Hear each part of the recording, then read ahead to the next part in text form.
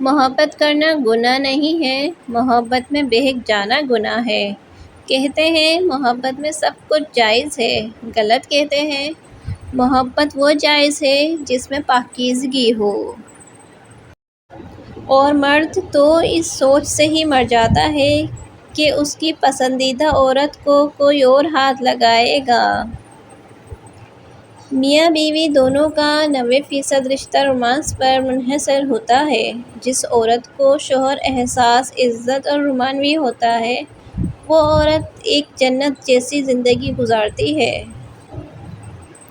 بیوی بھی عجیب ہمدرد ہے، شوہر سے ناراض ہو جائے تو خود بھوکی رہ لیتی ہے، لیکن شوہر کو بھوکا نہیں رہنے دیتی۔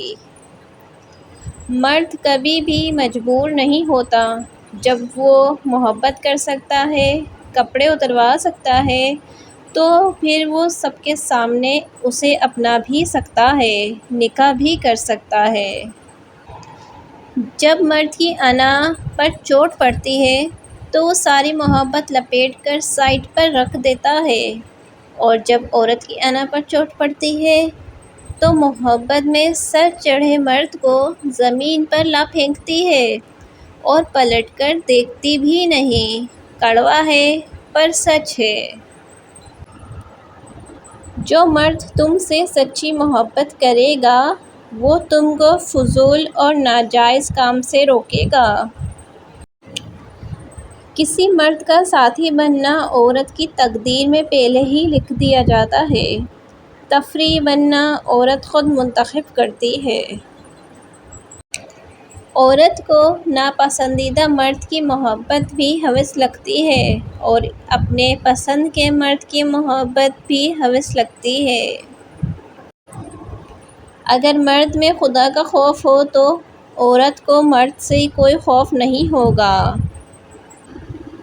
نایاب ہوتے ہیں وہ مرد جن کے کردار کی خوشبو پا کر عورت خود محبت کا اظہار کرتی ہے۔